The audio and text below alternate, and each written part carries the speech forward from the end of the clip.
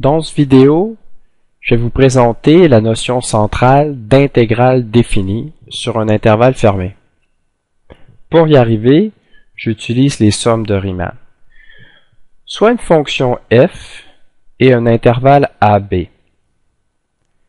Si la limite lorsque n tend vers l'infini de la somme de Riemann que j'encadre en rouge est égale à A, une constante appartenant au réel. Je vous rappelle qu'une somme de Riemann, c'est en quelque sorte une approximation de l'aire sous la courbe à l'aide de n rectangles. Alors, si je fais tendre ce n vers l'infini et ça donne une constante, je dis que la fonction f est intégrable. La valeur a, qui est en quelque sorte l'aire sous la courbe de la fonction f, est alors, par définition, l'intégrale définie de f entre les valeurs a et b. On note a comme étant l'intégrale, donc ce signe, c'est le signe de l'intégrale, entre les bornes a et b de la fonction f de x dx. Ça, c'est la notation qu'on utilise et ça se lit comme étant l'intégrale définie de a à b de la fonction f par rapport à la variable x, donc f de x dx. Le b, c'est la borne supérieure et le a est la borne inférieure.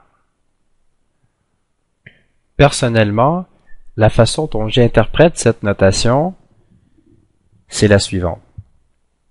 Je fais une somme infinie d'aires de rectangles entre A et B, dont la hauteur de chacun de ces rectangles, c'est f de x, et sa largeur, c'est dx.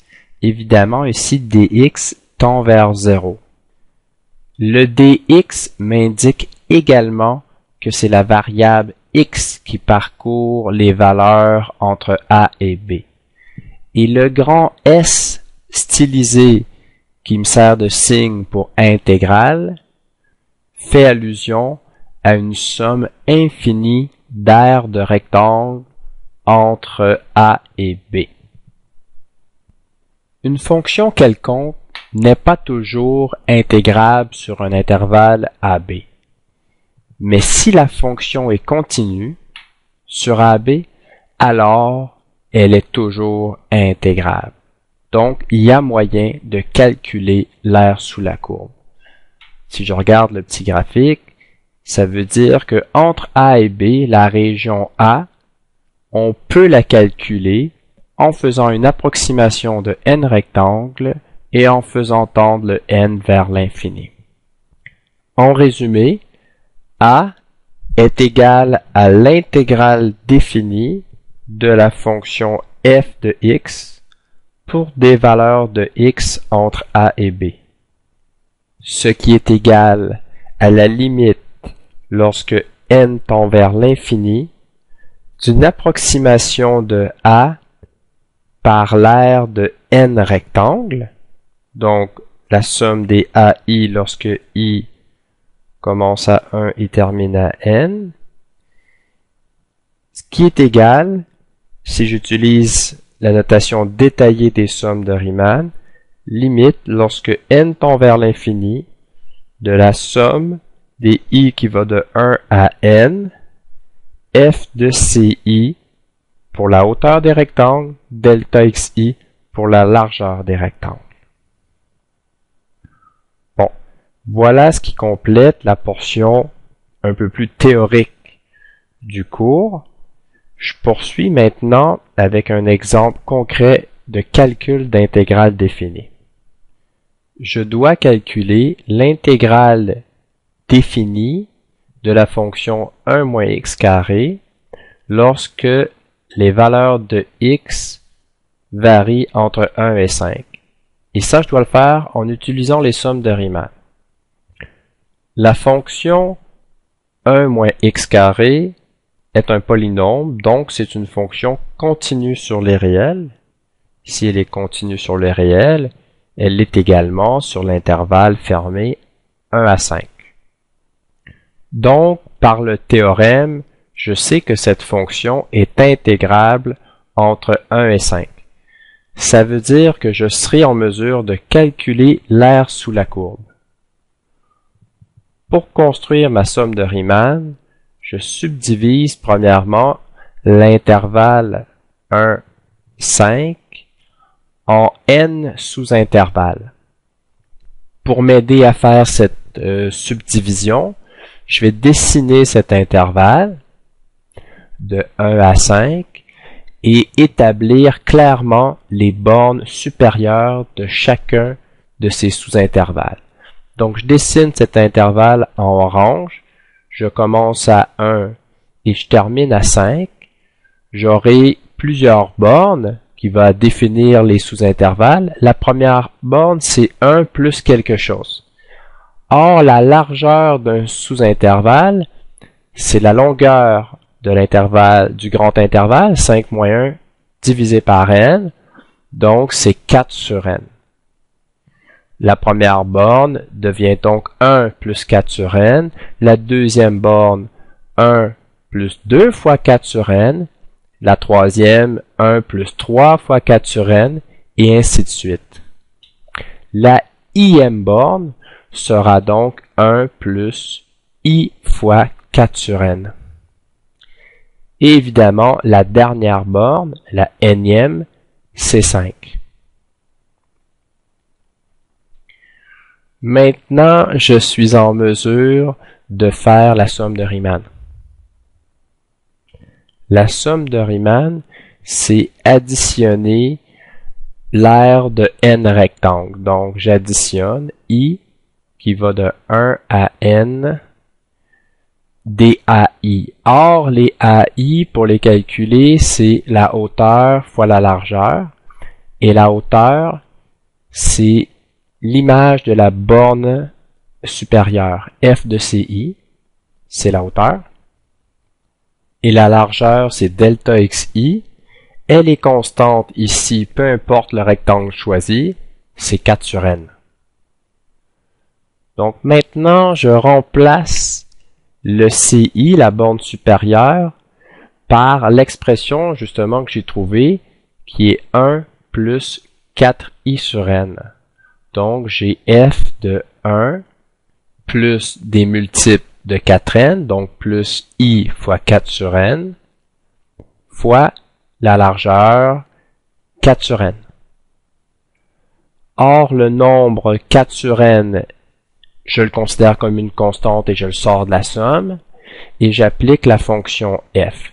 La fonction f, ce qu'elle fait, c'est qu'elle me donne 1 moins x carré, quand je l'applique à x. Donc, dans ce cas-ci, ça devient du 1 moins, rouvre la parenthèse, 1 plus 4i sur n, ferme la parenthèse, au carré. Je réécris cette ligne. Le 4 sur n reste devant la somme et je développe le carré à l'intérieur de la somme. J'ai donc la somme des i qui va de 1 à n, 1 moins, rouvre la parenthèse, 1 plus 8i sur n plus 16i carré sur n carré. Ferme la parenthèse. J'encadre maintenant toute cette expression pour éviter toute confusion. Je simplifie les 1. J'ai maintenant sigma d'une somme. Donc, par l'un des résultats qu'on a déjà vu, c'est la somme des sigma. Et les constantes, moins 8 sur n et 16 sur n carré, peuvent être sorties des sommes. Donc, c'est pour ça que j'ai, au final, 4 sur n, rouvre la parenthèse, moins 8 sur n, fois la somme des i qui vont de 1 à n de l'expression i, moins 16 sur n carré de la somme des i carrés, lorsque i va de 1 à n. Ferme la parenthèse. Ce qui est intéressant ici, c'est que je peux appliquer à nouveau des résultats que je connais. La somme des i, on la connaît, et la somme des i carrés, c'est également connu.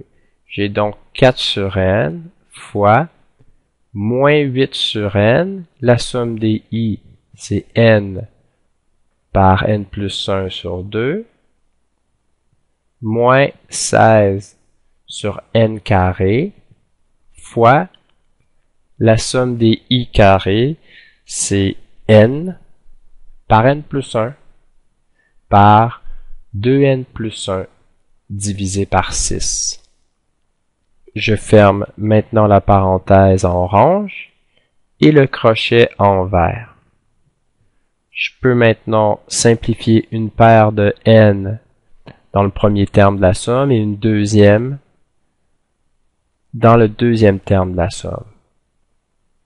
Je distribue maintenant le 4n et j'obtiens moins 16 par n plus 1 sur n, moins 32 sur 3 n plus 1 fois 2n plus 1